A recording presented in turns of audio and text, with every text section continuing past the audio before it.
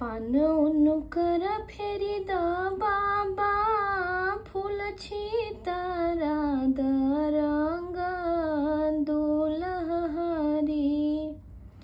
हमरा ऐसन धियावा बाबा, जतन से रख रंग दुलहरी।